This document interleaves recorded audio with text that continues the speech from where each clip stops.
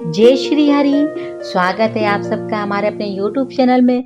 जैसे कि आप जानते हैं कि हमारी जो 10 अवतार श्रृंखला चल रही है उसमें हम श्री कृष्ण अवतार की वर्णन कर रहे हैं। इसी श्रृंखला में हम पहुंच चुके हैं भाग 4 में, जहाँ पे श्री कृष्ण अवतार के बाल लीलाओं का वर्णन किया जा रहा है।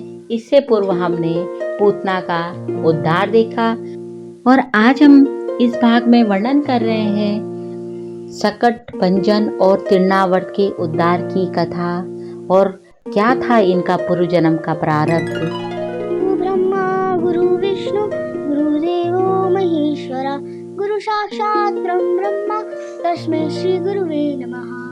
त्वमेव माता च पिता त्वमेव बन्धु च सखा त्वमेव विद्या द्रविणं त्वमेव सर्वं मम देवा त्वमेव सर्वं मम देवा।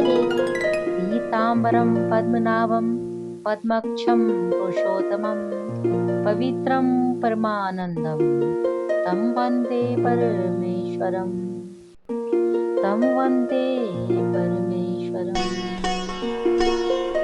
येन येन अवतारेण भगवान हरिरीश्वर करोति कर्णरम्यणि मनोज्ञानी च न प्रभो।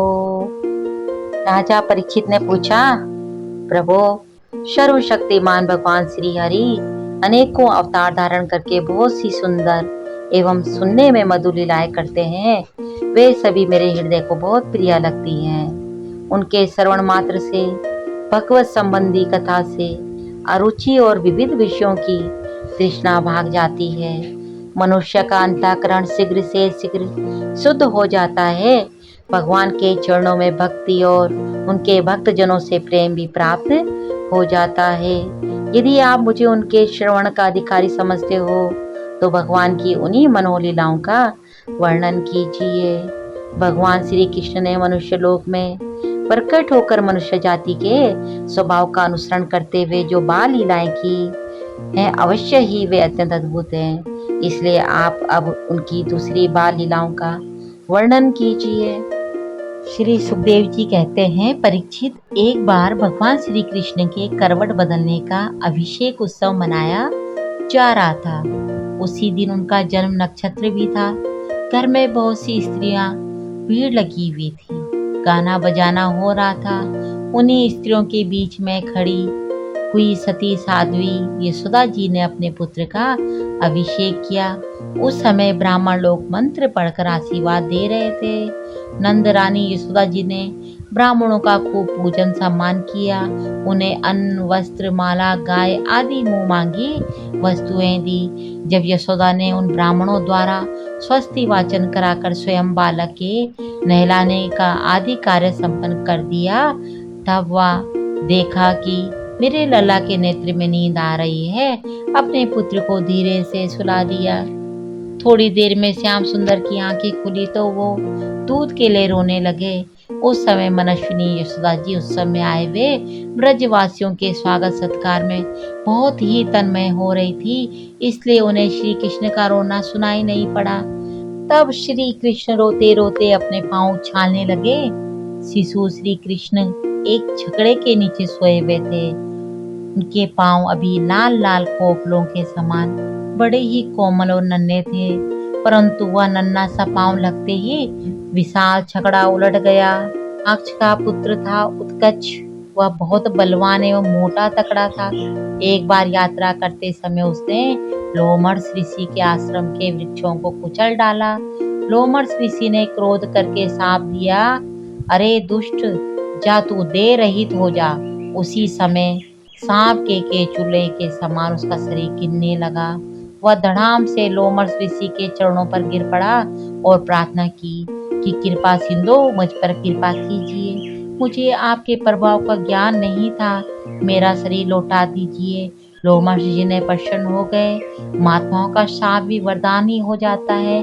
उन्होंने कहा, वैवस्वत मनवंतर में श्री कृष्ण के चरण स्पर्श से तेरी मुक्ति हो जाएगी। वही असुर छकड़े में आकर बैठ गया था और भगवान श्री कृष्ण के चरण स्पर्श से मुक्त हो गया। उस छकड़े पर दूध, दही आदि अनेक रसों से भरी हुई मटकियां और दूसरे बर्तन रखे हुए थे। वे सबके सब फूट फाट गए और छकड़े के पहिए तथा धोरे अस्त व्यस्त हो गए। उसका जुआ फट गया। करवट बदलने के उत्सव में जितनी भी स्त्रियां आई हुई थी, वे सब और यशोदा, रोहिणी, नंद बाबा और गोपगण इस विचित्र घटना को देखकर व्याकुल हो गए। वे आपस में कहने लगे, अरे यह क्या हो गया? यह छकड़ा अपने आप कैसे उलट गया? वे इसका कोई कारण निश्चित न कर सके, किंतु वहां खेलते हुए छोटे छोटे बालकों ने गोपों और गोपियों से कहा कि इस कृष्ण ने ही रोते रोते अपने पांव की ठोकर से इसे उलट दिया है। इसमें कोई संदेह नहीं, परंतु गोपों ने उसे बालकों की बात मानकर विश्वास नहीं किया। ठीक ही है, वे गोप उस बालक के अनंत बालक को नहीं जानते थे।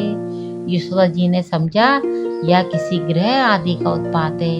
उन्होंने अपने रोते हुए लाडले लाल को गोद में लेकर ब्राह्मणों से वेद मंत्रों द्वारा शांति पाठ कराया और फिर वे उसे दूध पिलाने लगी। किंतु यशोदा माँ को कहाँ पता था कि उनके 3 माह के बालक ने सकट रूपी छकड़े को भी मुक्ति दे दी, उसका उद्धार कर दिया। एक दिन की बात है, सती यशोदा जी अपने प्यारे लल्ला को गोद में लेकर दुलार रही थी। अचानक श्री कृष्ण चट्टान के समान भारी बन गए। वे उनका भार ना सह सकी। उन्होंने भार से पीड़ित होकर श्री कृष्ण को पृथ्वी पर बैठा दिया। इस नई घटना से वे अत्यंत चकित हो रही थी। इसके बाद उन्होंने भगवान पुरुषोत्तम का स्मरण किया और घर के काम करने लग गई। तृणावर्त नामक एक दैत्य था। वह कंस का निजी सेवक था। कंस की प्रेरणा से ही बवंडर के रूप में वह गोकुल में आया और बैठे हुए बालक श्री कृष्ण को उड़ाकर आकाश में ले गया। उसने व्रज रज से सारे गोकुल को ढक दिया और लोगों को देखने की शक्ति हर ली। उसके अत्यंत भयंकर शब्दों से 10 दिशाएं कांप उठी। सारा वृक्ष 2 घड़ी तक रज और तम से ढका रहा। यशोदा जी ने अपने पुत्र को जहाँ बैठा दिया था वहां जाकर देखा तो श्री कृष्ण वहां नहीं। उस समय तृणावर्त ने बवंडर रूप से इतनी बाल उड़ा रखी थी कि सभी लोग अत्यंत उद्गिन्न और बेसुध हो गए थे। उन्हें अपना पराया कुछ भी नहीं सूझ रहा था। उस जोर की आंधी और धूल की वर्षा में अपने पुत्र का पता न पाकर यशोदा जी को बड़ा शोक हुआ और वे अपने पुत्र की याद में दीनहीन हो गई। वे पृथ्वी पर गिर पड़ी। बवंडर के शांत होने पर जब धूल की वर्षा का वेग कम हो गया, तब यशोदा जी के रोने का शब्द सुनकर दूसरी गोपियां वहां दौड़ आई। नंद नंदन श्याम सुंदर श्री कृष्ण को ना देखकर उनके हृदय में भी बड़ा संताप हुआ। आंखों से आंसू की धारा बहने लगी। वे फूट फूट कर रोने लगी। इधर तृणावर्त बवंडर रूप से जब भगवान श्री कृष्ण को आकाश में उठा ले गया, तब उनके भारी बोझ को न संभाल सकने के कारण उसका वेग शांत हो गया। वह अधिक चल ना सका। तृणावर्त अपने से भी अधिक भारी होने के कारण श्री कृष्ण को नीलगिरी की चट्टान समझने लगा। उन्हें उसका गला ऐसा पकड़ा कि उस अद्भुत शिशु को अपने से अलग नहीं कर सका। भगवान ने इतने जोर से उसका गला पकड़ रखा था कि वह असुर निश्चेष्ट हो गया। उसकी आंखें बाहर निकल आई, बोलती बंद हो गई, प्राण पखेरु उड़ गए और बालक श्री कृष्ण के साथ व्रज में गिर पड़ा। पांडु देश में सहस्त्राक्ष नाम के एक राजा थे। वे नर्मदा तट पर अपनी रानियों के साथ विहार कर रहे थे। उधर से दुर्वासा ऋषि निकले, परंतु उन्होंने प्रणाम नहीं किया। ऋषि ने शाप दिया, तू राक्षस हो जा। जब वह उनके चरणों पर गिरकर गिड़गिड़ाया, तब दुर्वासा जी ने कहा, भगवान श्री कृष्ण के श्री विग्रह का स्पर्श होते ही तू मुक्त हो जाएगा। वही राजा तृणवर्त होकर आया था और श्री कृष्ण का स्पर्श प्राप्त करके मुक्त हो गया। तो स्त्रियां इकट्ठी होकर रो रही थी। उन्होंने देखा कि वह विकराल दैत्य आकाश से एक चट्टान पर गिर पड़ा और उसका एक एक अंग चकनाचूर हो गया। ठीक वैसे ही जैसे भगवान शंकर के बाणों से आहत हो त्रिपुरासुर गिरकर चूर चूर हो गया था। भगवान श्री कृष्ण उसके वक्ष स्थल पर लटक रहे थे। यह देखकर गोपियां विस्मित हो गई। उन्होंने झटपट वहां जाकर श्री कृष्ण भगवान को गोद में ले लिया और लाकर उन्हें माता को दे दिया। बालक मृत्यु के मुख से सकुशल लौट आया। यद्यपि उसे राक्षस आकाश में उठा ले गया था, फिर भी वह बच गया। इस प्रकार बालक श्री कृष्ण को फिर पाकर यशोदा आदि गोपियों तथा नंद आदि गोपों का अत्यंत आनंद हुआ। वे कहने लगे, अहो, यह तो बड़े आश्चर्य की बात है। देखो तो सही, यह कितनी अद्भुत घटना घट गई। यह बालक राक्षस के द्वारा मृत्यु के मुख में डाल दिया गया था, परंतु फिर जीता जागता आ गया और उस हिंसक दुष्ट को उसके पाप ही खा गए। सच है, साधु पुरुष अपने समता से ही संपूर्ण भयों से बच जाता है। हमने ऐसा कौन सा तप, भगवान की पूजा, प्याओ, पौशला, कुआं, बावली, बाग बगीचे आदि यज्ञ, दान अथवा जीवों की भलाई की थी, जिसके फल से हमारा यह बालक मरकर भी अपने स्वजनों को सुखी करने के लिए फिर लौट आया। अवश्य ही यह बड़ा सौभाग्य की बात है। जब नंद बाबा ने देखा कि महावन में बहुत सी अद्भुत घटनाएं घटित हो रही हैं, तब आश्चर्यचकित होकर उन्होंने वसुदेव जी को बात का बार बार समर्थन किया। एक दिन की बात है, यशोदा उनके रुचिर मुस्कान से युक्त मुख को चूम रही थी। उसी समय श्री कृष्ण को जवाई आ गई और माता ने उनके मुंह में यह देखा। उसमें आकाश, अंतरिक्ष, ज्योतिर्मंडल, दिशाएं, सूर्य, चंद्रमा, अग्नि, वायु, समुद्र, द्वीप, पर्वत, नदियां, वन और समस्त आचर प्राणी स्थित हैं। परीक्षित अपने पुत्र के मुंह में इस प्रकार सहसा सारा जगत देखकर मृग सावक नयनी यशोदा जी का शरीर कांप उठा। उन्होंने अपनी बड़ी बड़ी आंखें बंद कर ली। वे अत्यंत आश्चर्यचकित हो गई। वात्सल्यमयी यशोदा माता अपने लल्ला के मुख में विश्व देखकर डर गई, परंतु वात्सल्य प्रेम रस भावित हृदय होने से उन्हें विश्वास नहीं हुआ। उन्होंने यह विचार किया कि यह विश्व का बखेड़ा लाला के मुंह में कहां से आया, हो ना हो या मेरी इन निगोड़ी आंखों की ही गड़बड़ी है। मानो इसी से इन्होंने अपने नेत्र बंद कर लिए।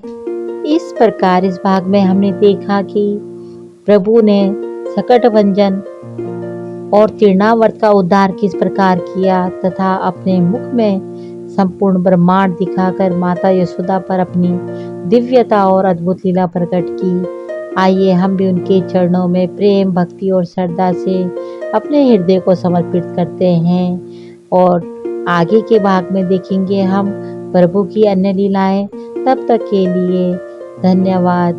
जय श्री हरि, जय श्री हरि।